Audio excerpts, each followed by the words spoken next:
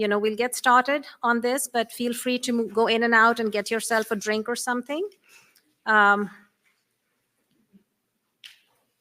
in the meantime, we'll have our panelists up here.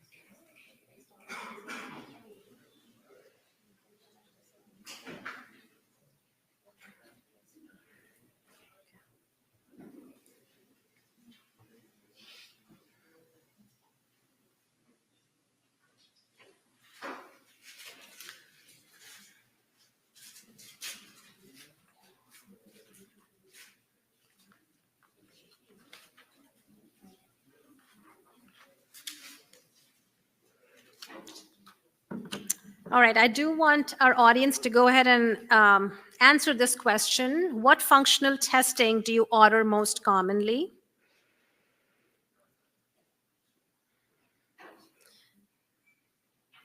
I listed serum antigenic levels of proteins with autoantibody testing, as Dr. Zipfel was alluding to. We have split product or cleavage products testing with deposition assays. We have C5b through 9 testing by itself. We have endothelial deposition assays. Then it says, I just order the functional panel that is offered by the lab that I'm using. I want to learn more about what functional testing to use. And also what I order is not listed here, and anything else.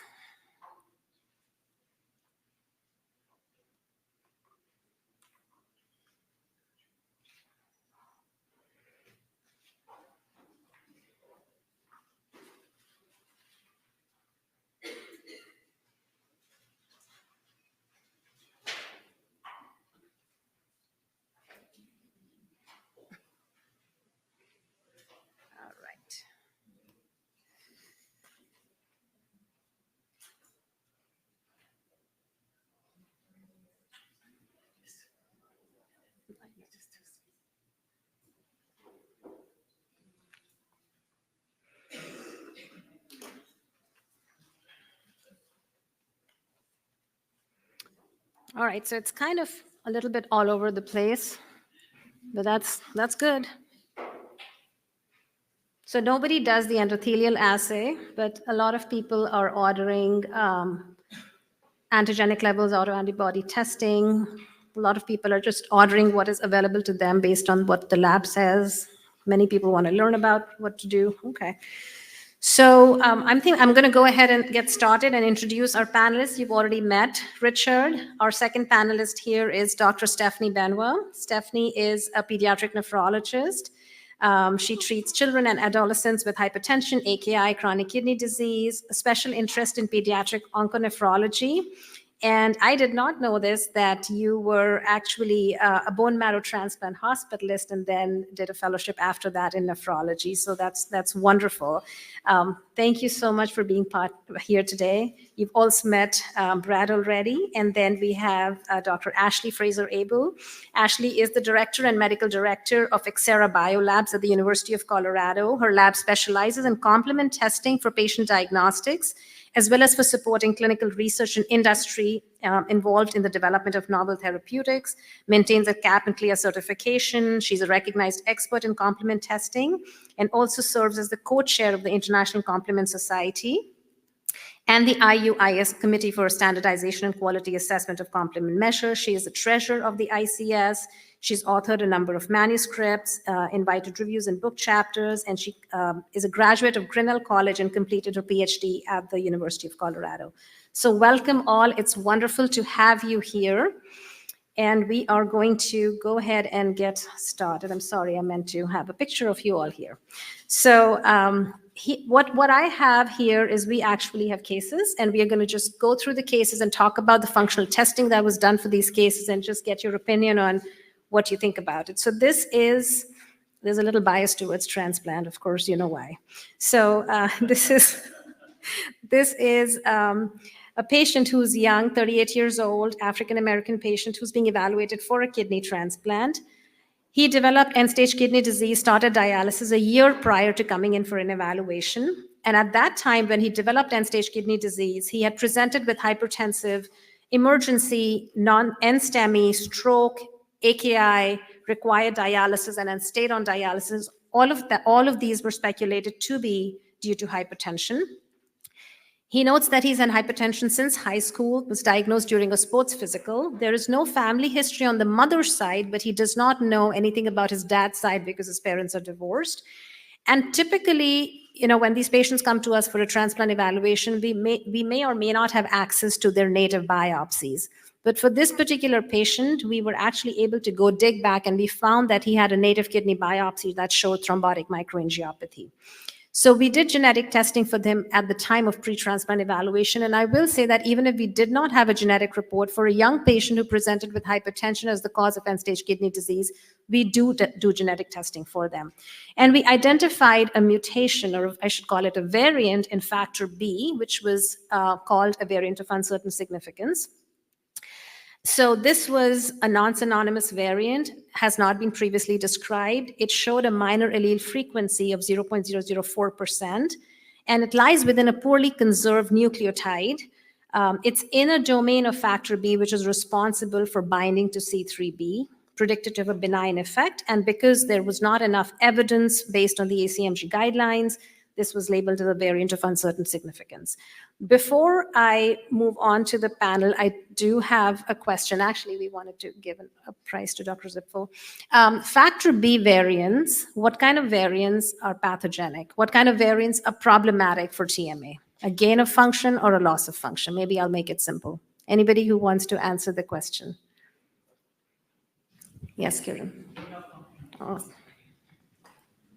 All right. That is correct. He said a gain of function variant is problematic. Nattawat, can you bring in our door prize for Kiran? Do you want alcoholic or non-alcoholic? And we need one for Dr. Zipfel as well for the first question. They all contain alcohol. We have champagne. We have some goodies from San Diego that Alex and Claire have picked up. So thanks to them. And to be clear, they all contain a small bottle of champagne. So everybody gets one champagne with one other thing. Yeah, one champagne and one sweatshirt, or there's a sand towel or a beach towel, or Alex really did the curating, so I'll let her say. Oh, you can pick one and give it to Dr. Goli. Well, I guess what's your preference? Dr. Zipfel, sweatshirt? Sweatshirt, mug and kitchen towel, or beach towel and taffy? Okay.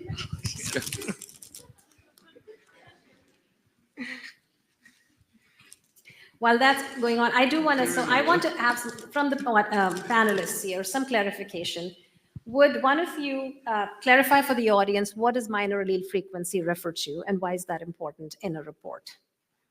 Who wants to start? Brad?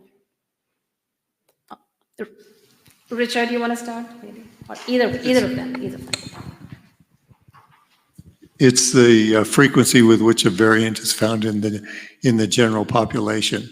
So, for example, in factor H, you have a histidine at the 402nd position, or you can have a tyrosine.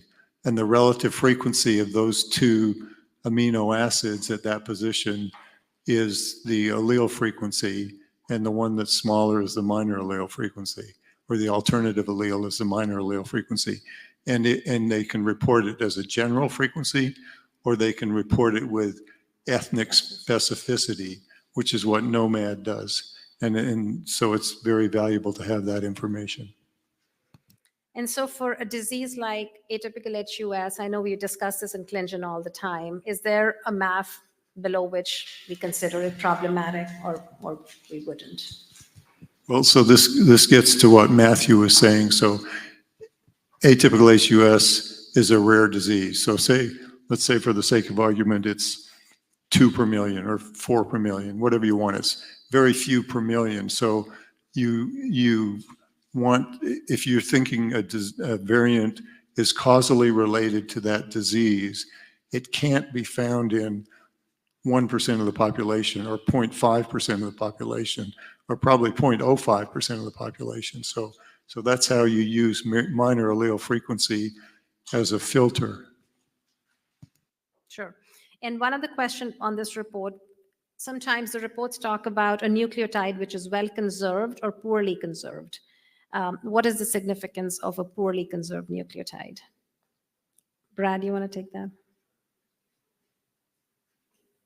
That will point to whether, between species especially, if that protein is important for the species and there is poor conservation of that amino acid, that means that it's not functionally important. Versus if it was a well conserved across species, that's an important nucleotide, and when that's mutated, it is going to be more problematic. Okay. So based on this background, yes, Matthew. Yes, but go ahead, please. Well, conservation is not so helpful. And I was going to ask you the prediction. So when they call it a benign, how, since you brought it up, how reliable is a predictive models for gain of function variance? Terrible. Thank you. All right. So based on the history of a young patient with TMA, hypertension, going into end-stage kidney disease, and a VUS in a factor B variant, how do you make a clinician, how does it, so I guess maybe I'll ask the audience, at the time of transplant with that history, would you give this patient a complement inhibitor?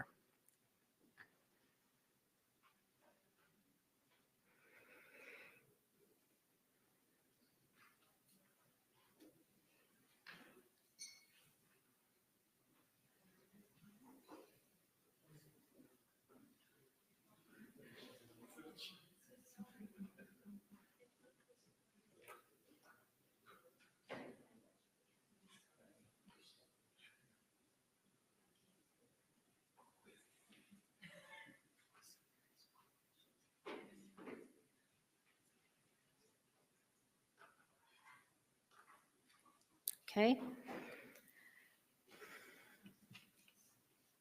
For those who said they would, how long would you treat this patient?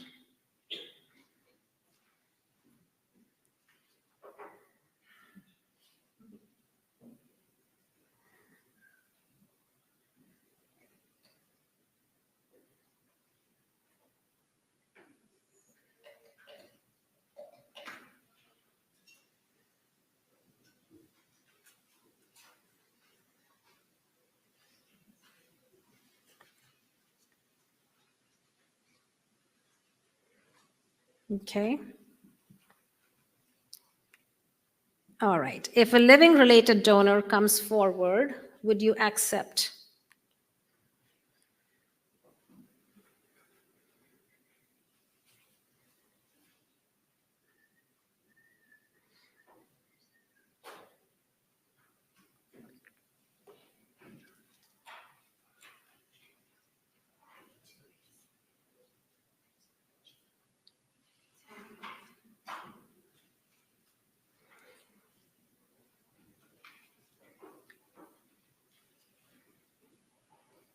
Okay.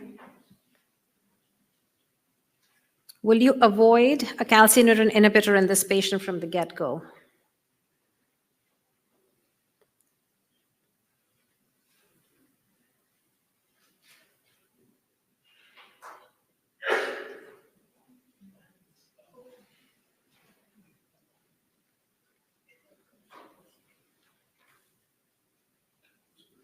All right. So these are the results of what was done for this patient. We had a C3, C4 level that was normal. There were some, split products, antigenic levels for factor B, C5b9 done, that was normal. But the C3b deposition assay came back as abnormal at 3+. And I think what we want to hear from the panelists is, what does the C3b deposition testing involve? And what does the abnormal at 3+ mean to you? So this is a testing in which you take patient sera and you see whether there is deposition of C3b, or you can look at MAC. on a cell, and the cell type can vary. And this was abnormal, but relevant to this patient is the fact that he's in end-stage renal failure. And so his factor D levels are up. His factor H-related 1 is up. And so his sera is in a kind of complement labile state. And so as an isolated result with the C3b positive deposition testing, I wouldn't make a whole lot of it, and I'd get the rest of the complement. You know, this is one part of the complement testing, functional testing that you do, and I'd get the whole 4 pillars to try and figure out what's going on. Right, so we have the genetic testing. We have, what else would you do in this functional testing, Richard, that should be added? So we have genetics. I'll share the structural information that I have, but would you do anything else from the functional testing standpoint here?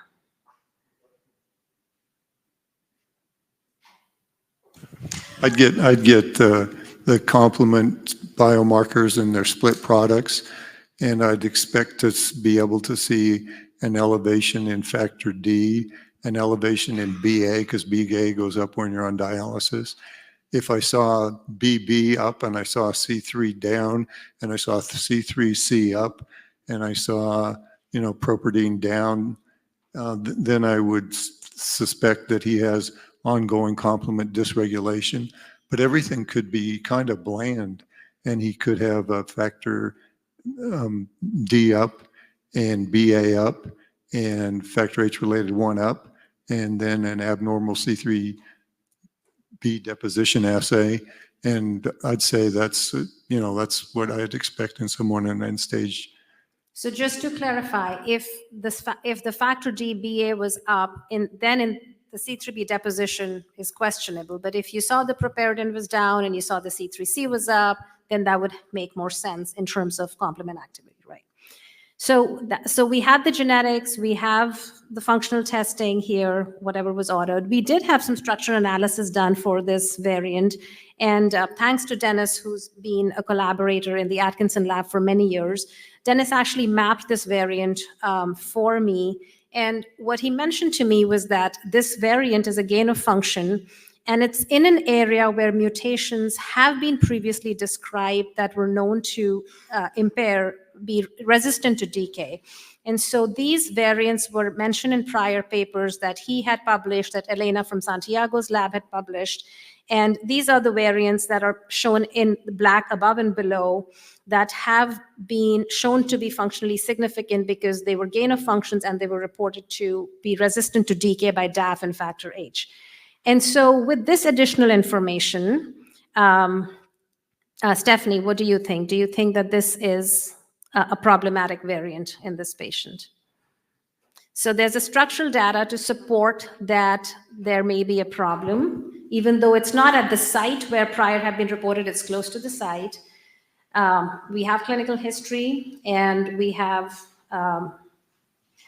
C3b deposition, which we don't have the factor D levels and other things. Based on this information, what would you do? It seems like a convincing story. Yeah. Bradley? I'm going to cheat and ask if there is either any publications around that specific variant, because I didn't see that in the. There isn't. That has been published. You know, I mean, we have the luxury of talking about this in the past, but like whether you can enlist the help of a complementologist to do a BioCore SPR binding assay. Actual recombinantly make the protein? Yeah. Yeah, okay. Which is going to take a long time and may not be clinically usable. Ashley, with all the work you do in the lab and the testing, what would you suggest for something like this? Well, I think Richard already brought up some of the tests that's missing in here, and I think that adding that could add a lot. I mean, with the factor B being the one that's a gain of function, I don't think we have anything yet to separate end-stage renal disease from something that's complement mediated. So all that other testing was done and it was normal, except the C3b deposition that was positive. So that's why I didn't put it all there. Yes, Gaurav.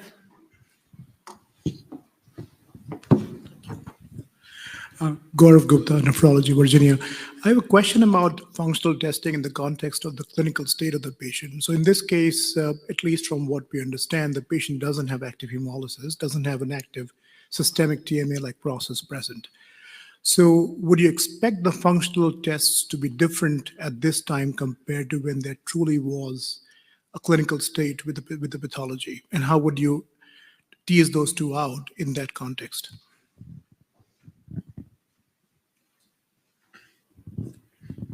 So at the time when he was diagnosed, like before transplant, where we thought maybe there was a complement activation versus nothing's.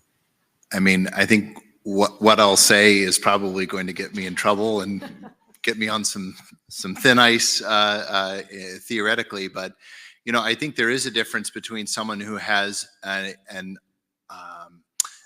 predisposition and a state of ongoing complement dysregulation, where I would expect these markers to be, again, I'm getting myself in trouble here, but somewhat telling even in a quiescent state versus someone who is very actively ill. Those markers are abnormal, and then in the quiescent state, they're normal. I know that's not 100% true. Actually, I'm with you on that, Brad, because I do believe in this permanent, I mean, I call it permanent complement dysregulation versus a transient activation, and that truly happens, and I think we have another case that will probably bring that out a little bit better. But then I guess to contradict myself and coming back to something that I think Matthew made the point of earlier, what's happening in the fluid phase, or maybe it was Richard, I'm sorry. Yeah. What's happening in the fluid phase does not always reflect what's happening at the solid phase, the cell surface. So even though we can have a number of different biomarkers that can be informative, it may ultimately, even totally quiescent markers, you may still have raging complement dysregulation at the cell surface. Is there any utility to repeating the functional testing, maybe in response to what Gaurav was saying at any point?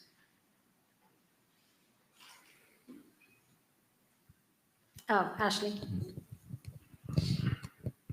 One thing to keep in mind is it's really, I mean, people will talk about complement testing as something that's hard to handle, and you can get an answer that's wrong because it was transported to the lab wrong. But that doesn't give you normal. You don't get a normal result because someone didn't handle the sample right. So that's really important to keep in mind with how many normals are on this patient. I wouldn't retest them because I thought the phlebotomist did something wrong in this case. Right, and so if they're not handled right, you would more often get an abnormal result than a normal result. And that's a very, very important point to note. So I guess at this point, without actually recombinantly making the protein and testing for decay, we do not know what the variant is doing in the patient. Okay, so let's see what we got here. Supposed to move that. So he actually ended up getting a kidney transplant last year in February. He got the thymoinduction, tacrolimus was given, it wasn't held. He got ECU and he did fine. The question is, would you continue the ECU in this case? And I think that's the tricky part here. Would anybody want to continue the anti-complement therapy in this patient? There has been, we don't know if he recurred because he was on the drug. Any thoughts on, would you treat it 6 months, 3 months? I think a lot of you already answered. So the native disease, the isolated C3d deposition, which I think is very well taken by itself, does not mean anything, but there is structural analysis which kind of supports. It's not entirely in the location that it was published. So unclear at this point. And I think given somebody who has completely normal kidney function, access to the drug, that if there is a recurrence that happens, then you'll be able to treat it. Now, if there's a recurrence that happens, then I guess all of us would agree to leave the patient on the drug forever, long term. We don't know, right? We don't know the answer to that. Okay. All right. Any questions on the case? Anything you would want to do? Christophe, did you want to say something? I think you had a point. I think there is good data from the Dutch group About stopping therapy. that even in documented and accepted disease-causing mutations, they transplant even without eculizumab protection, and they definitely would discontinue after a limited period of time, not longer than 3 months. So I think we need to be careful. I think it's one question, to think about pathogenicity of this variant, but when you say you commit to that and manage the patient, then it's a second question how long to treat for, and this is not driven anymore by this specific variant. I think there's good data to say even in the situations where you have a disease-causing mutation, you can discontinue and you just monitor the patient. It's different in patients in whom you had a history of recurrences or catastrophic outcomes or something like that. So there's exceptions, but the middle of the road case would be discontinue. Correct. And I think that data has shown us the worst that can happen. And I know there have been lots of relapses in those patients that have been treated. So I'm not that extreme, especially for transplants, but I guess I'm not saying about this patient, but I think we know that as long as you have access to therapy and you treat on time, they recover. And so I think that's the point that we want to make. Stefanie, you wanted to say something? And this is, I think, Brad's soapbox is the scientific integrity of the protein development and stuff. My soapbox is the novel therapeutics and how we monitor them, right? So eculizumab is really easy to monitor.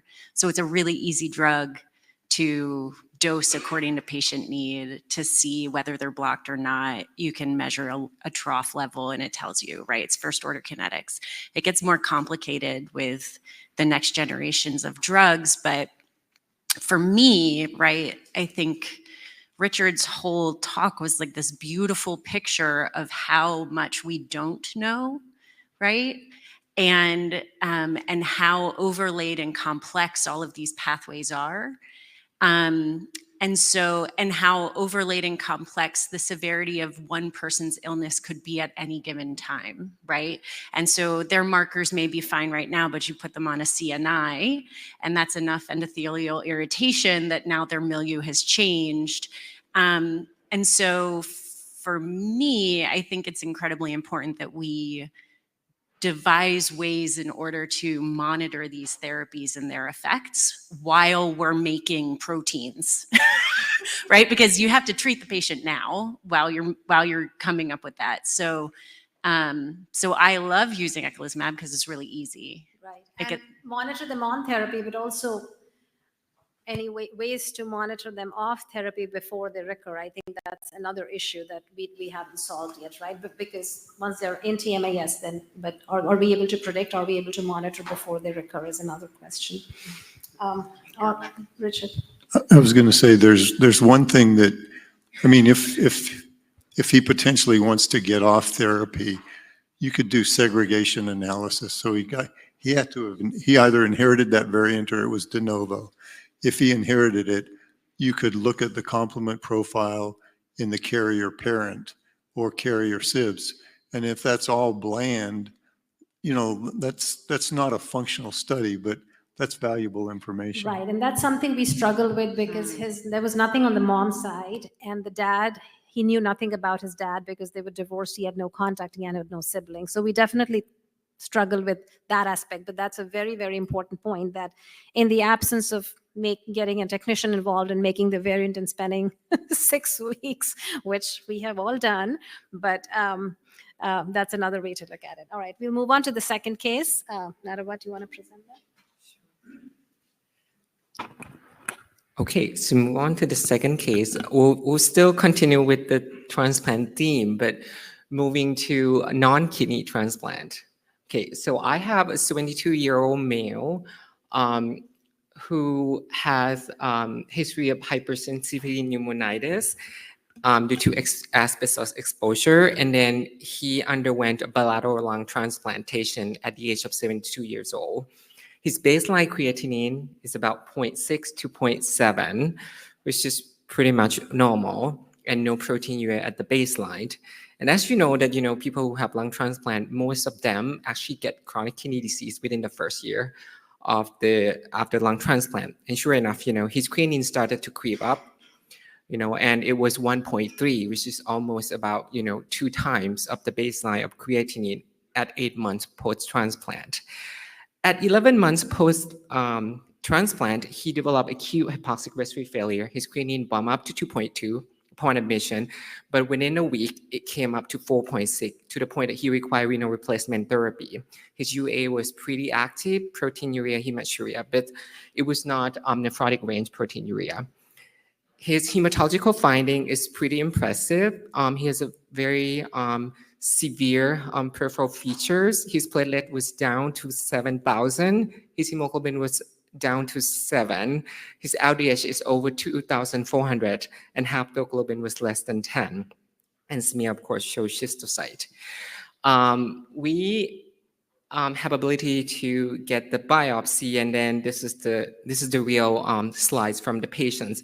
So in the blue arrow, you see that there is a double contouring, which I show, but pretty much, is kind of diffuse around the glomeruli. And then on the yellow arrow, you see that there are some endothelial swelling, almost occluded the arterial lumens, but there's no thrombi in this patients.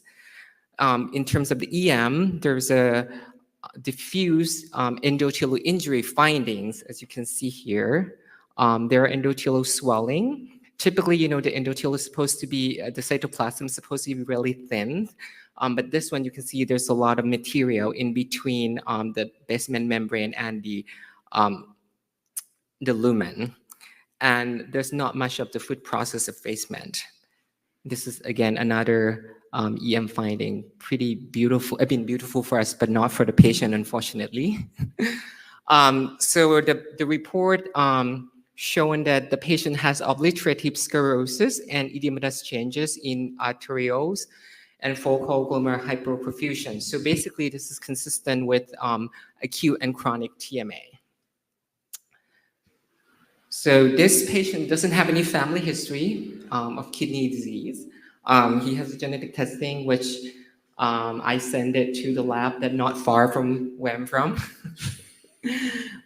So we send it to Iowa. So we found that there's a VUS in the MCP or CD4016, which this is reported as a VUS, as E142Q. Is predicted pathogenic by 1 out of 6 predictive models, reported in several patients with a typical HUS with minor allele frequency of 0.016 by the genome AD, and then no defect in expression or cofactor function, which was reported by Molin in 2015. And it's kind of unclear whether this is significant in the context of the patient's phenotype. So, Before we move on, there's an audience question for what does MCP do? How does it regulate the complement activity? We have one more prize to go. And Richard mentioned it in his talk. Janeway, do you want to take it? That's cheating too, but go ahead. It is a what? Cell surface regulator. What exactly? How does it regulate? It's in here. It's on the screen. It's a cofactor, I guess. For factor, right? That's true. All right, we'll go ahead and give it to Janeway. So go ahead. Not okay. And so this is the functional panel of this patient. So it looks like, there's a lot of abnormalities here, but, to summarize, there is any, so the CH50 and the, alternative pathway functional activities, they are pretty much normal, but there are C3b, deposition assay positive, and then fluid phase assay also positive, C3c level elevated, BB elevated, factor D elevated, factor I elevated. So there are several abnormalities in the test, but the terminal complement complex is actually normal in this case. So, before we go to the next slide, I would like to ask, the panel, so kind of how to interpret, the test, with this patient, both genetics and functional panel. Okay, anyone can start.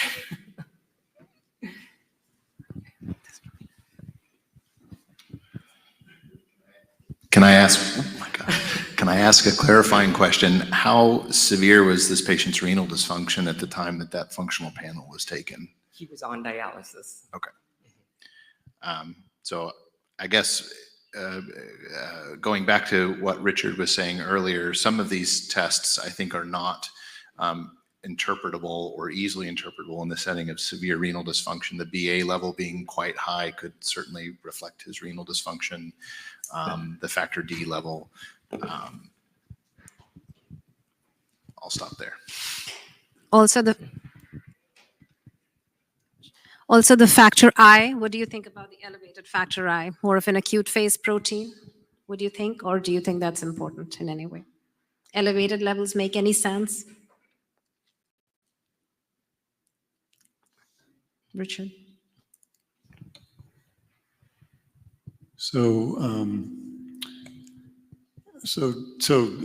Just as for full disclosure, when we go over these, we have a group of about 20 people, and we talk about this in a group setting before we send out reports.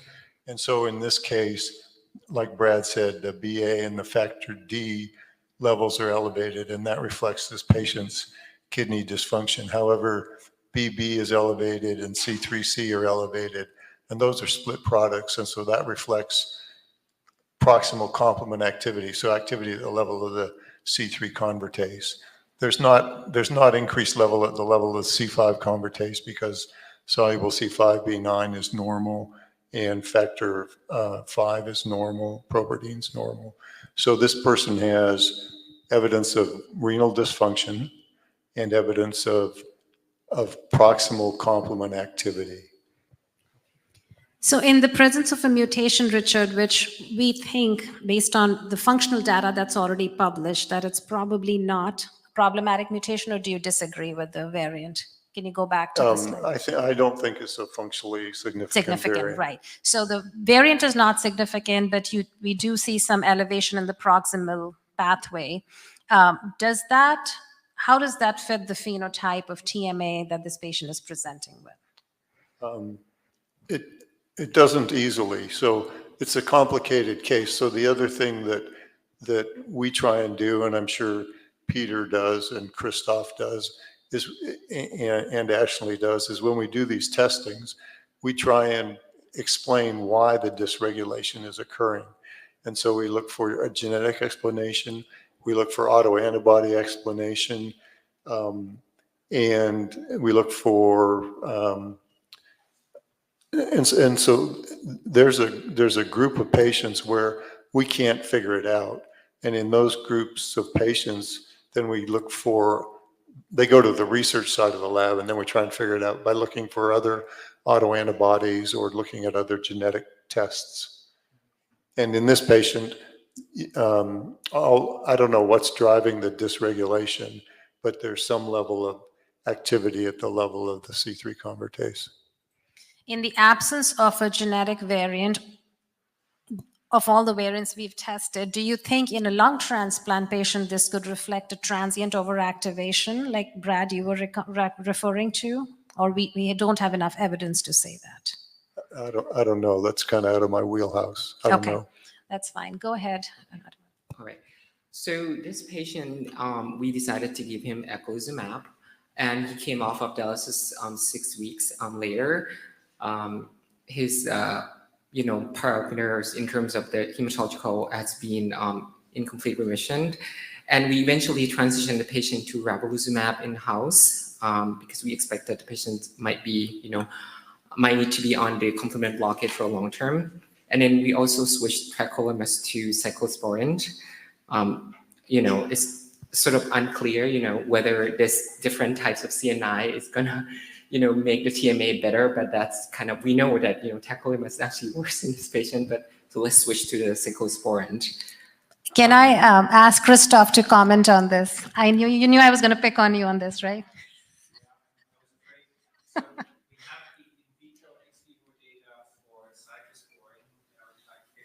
And with that indirect complement activation via less factor H on the surface. And we're in the process of doing experiments repeating the experiments with tacrolimus. So I will have the data soon, it looks like we're trending in the same direction, but I can't give you the final answer yet. Yeah, that would be really good information for us clinicians. So, do you have a question? Yeah.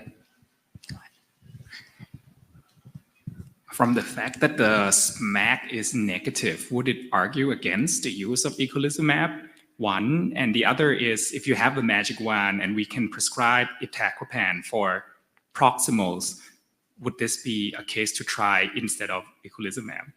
That's a very interesting question for the panelists. Any thoughts on that? Well, we live in a really simple world right now, right? So we have eculizumab. That is what we have. So we always try it, right? So we have lung transplant babies who do this, who develop TMA, Yep. And you try, right? And then you can monitor the eculizumab and you can look at the trough level and you can look at the CH50 and you can say there's more than enough eculizumab. They're blocked terminally and their TMA is or isn't getting better. And then that is what we have currently. It gets more complicated, right? As these things become available, we have to be more thoughtful about how we're doing it and how we're gonna decide those things, right? But in an ideal world, to ask Genevit's question, and we know that, factor B inhibitor is in trial, and if it gets approved, would something like this, would you use a more proximal inhibitor for TMA? For somebody that's showing proximal inhibition, a proximal activation? Just raise of hands, is that something you would consider? Does that help you determine, does this testing, yes? Anybody else? I think Dr. Mady. Yeah, that's what he said, yes. He said yes. Any other thoughts? Okay. Yes, Isabel.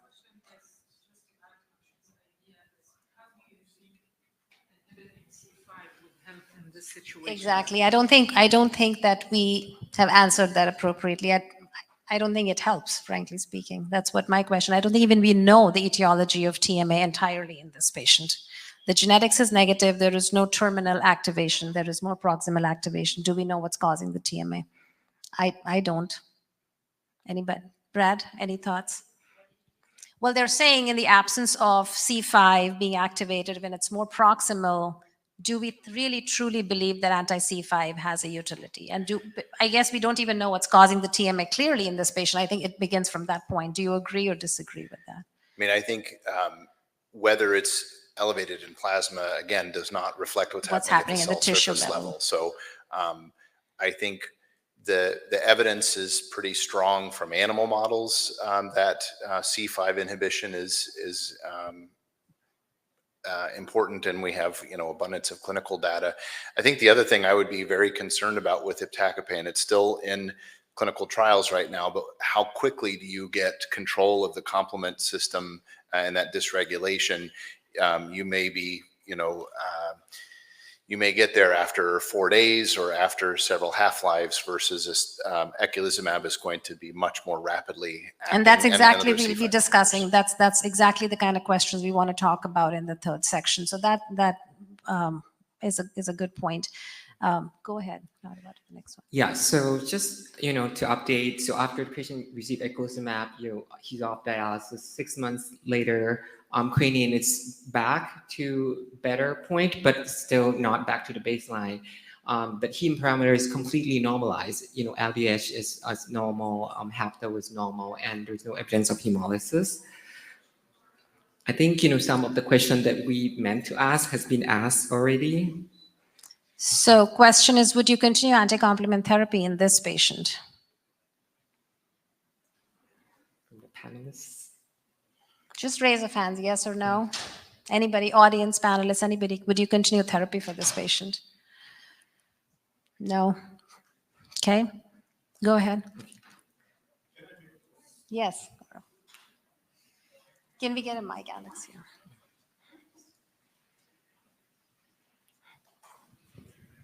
Thank you. So one of the things which I think we all consider as nephrologists when we discontinue therapies is about the level of kidney dysfunction. Residual renal function. So if your GFR is 20, you probably don't want to take a lot of risk. You probably want to continue. As opposed to having a GFR of 40 or 50, then you may want to take that risk with an informed decision making. So that's what I would say. In this case, I think it may be prudent to discuss discontinuation of therapy. given For a the little fact bit longer, according we to you. preserve GFR. I have one question for, I think it's Dr. Benoit, about the eculizumab levels and how do you use them in your practice? Sure. So our ELISA assay was developed at the same time that Alexion was in the beginnings. And so we validated our assay against theirs. So in their approval, FDA approval, drug level that they report, it matches our assay. So we know that a level of around 150 is what you need for atypical HUS, typically to suppress, right? And PNH is lower. Some of the BMT transplant-associated TMAs, we aim higher because that's a very different endothelial milieu. And so it's easy, right? Because it's a first order kinetics. So if the trough is low, you are using the drug. And if the trough is high, you are no longer using the drug. So for the transplant TMAs, you know that they have this overwhelming endothelial activation that once they engraft and things start to heal, comes down. And so you can watch right? Because the CH50 is suppressed either way, right? So underneath, you could have a CH50 and a trough level of 50 or a trough level of 350. But if it's 350, you can easily wean that drug. And so you can make your educated decisions on how you're going to wean the drug off. And we'll do that. Some of even the atypical HUSs, right? We'll present with myositis. They're so sick, right? And they're so inflamed. And even that will evolve as you're getting your genetics and you're figuring out what the heck you're actually treating. So that's how we use it. How long does it take to get the levels back, Stephanie? They run 2 or 3 times a week. And if you need it, we'll run it, but. So in response to Ashley, what you had mentioned, that if the testing is normal, there is no point in repeating it. In a case like this, when the testing is abnormal, would you repeat testing in a patient like this? You can move the slide. Move on to the last question. Just move it slide. Do you guys think there's any utility in repeating testing in a case like this? I think repeating the biopsy testing is to see if there's still active TMA at the tissue level. Even though the serological markers are fine, your creatinine is still 1.9. So is that all just acute damage, or is that something that you're not going to see in your serum anyway? So you'd repeat a biopsy, but not look at the C3C because it's more proximal. What if C5b9 was elevated in this patient and the C5? So what if you saw more terminal complement activation? Would that prompt you to repeat that versus doing a rebiopsy? Would that be of any utility? I would want a biopsy. That's me.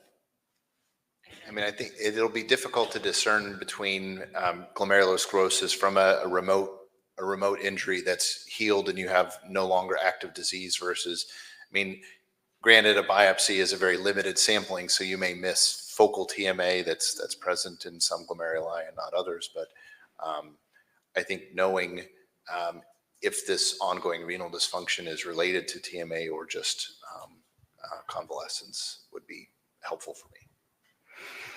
Any thoughts from the audience? Thoughts or questions?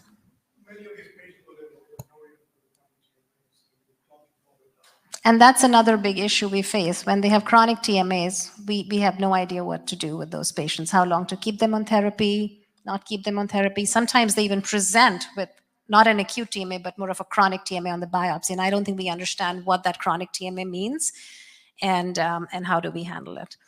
All right, so we have 2 other cases. We're not going to go into the details because I want to move on to the last talk for the novel therapies.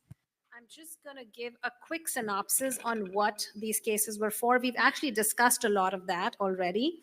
So this is an older patient who had a deceased donor transplant. Her underlying disease was polycystic kidney disease. After the transplant, 2 years after, she developed COVID. Her creatinine went from 1 to 2.5, and she had TMA, as well as suspicion for antibody-mediated rejection. Again, an area that at least I know in the transplant world, we struggle a lot trying to figure out AMR versus TMA. One is causing the other, or they coexistent, and what is going on. She was treated for AMR with the usual protocol. Her creatinine improved, but remains fluctuant. And we found a genetic variant in her, which was in C3. And it has been reported in one patient with scleroderma renal crisis.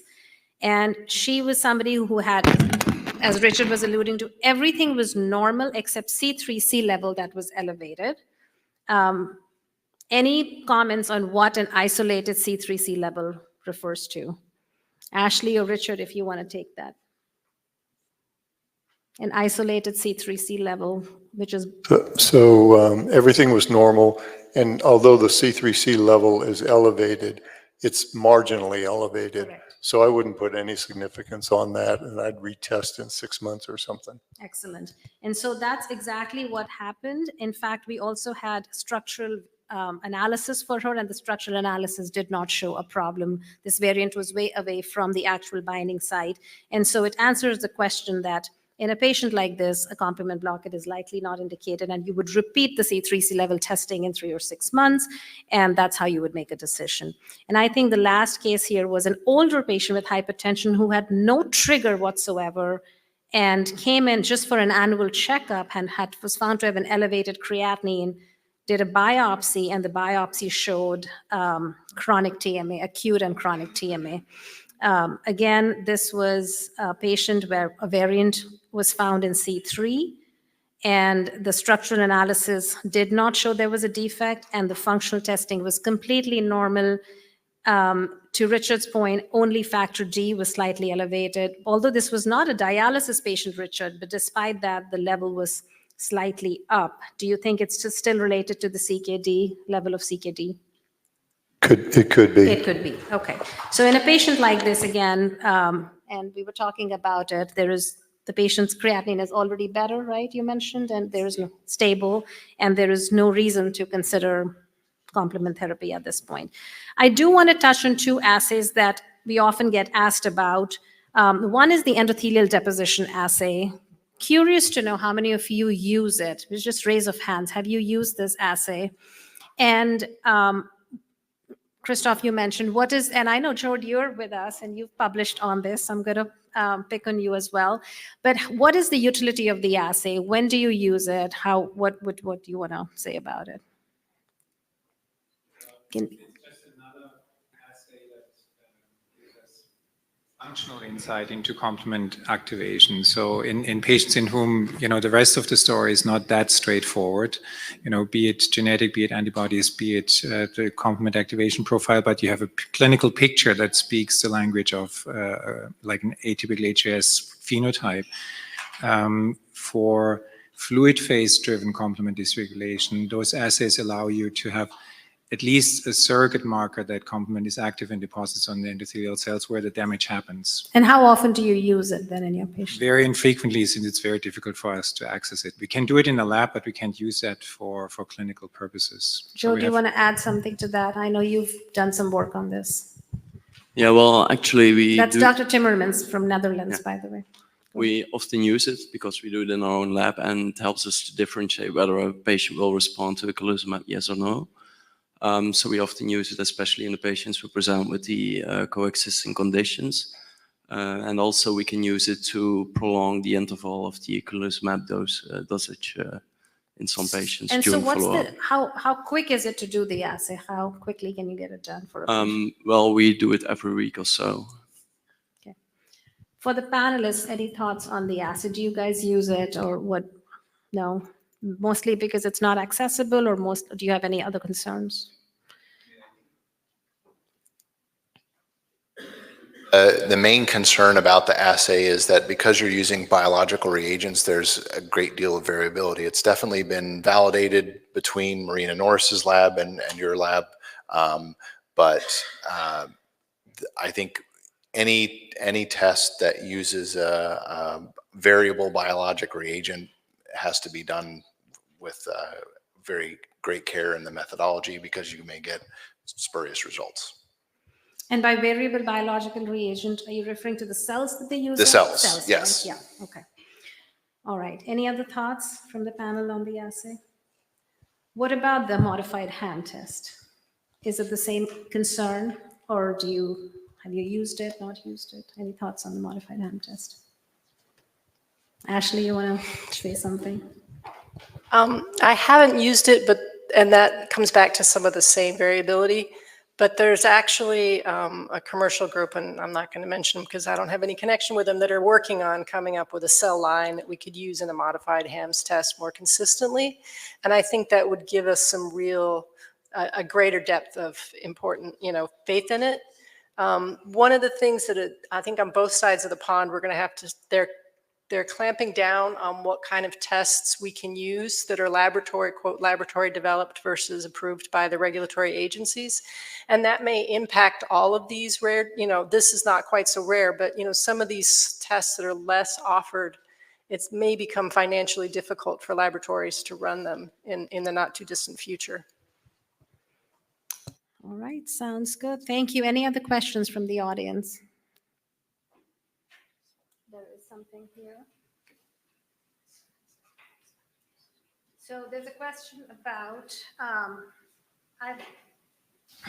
I've heard mixed messages about the value of measuring soluble MAC in the assessment of ECU's use. What are the thoughts? Anybody who wants to take what do you think? Would you use, and I think he's mentioning just using C5b9 by itself. I think that's what he is mentioning. I mean, I've definitely, just speaking from my own personal experience, if a patient's SMAC is elevated in the acute phase, it should go down on therapy. There's, I think, publications that have shown no difference with eculizumab treatment. That may be assay specific, but I can only speak to my own personal experience that if it's elevated in the acute phase, it should get better with eculizumab. I think CH50 is a cheap, automated, easy test that can give you the same general information that you're terminally blocked. So I would do that. But to turn the question around, would you use soluble MAC, elevated soluble MAC, as a reason to start ECU? I guess I didn't know if that's what he was referring to, that if you just had that elevated, would you use that to start somebody on therapy? And that depends, for instance, in transplant-associated TMA, they will look at change from baseline. Yeah. So it is not a set soluble MAC level, but rather what you were going in and what you are now in a whole multi-variable process to decide whether you have TA-TMA or not. And I know for the TA-TMAs, they have an entire big algorithm that recently came out that involves soluble MAC, but also involves other things, right? I mean, I guess to put it in this way, if a patient had TMA but a normal SMAC, I would treat them with eculizumab. If a patient had an elevated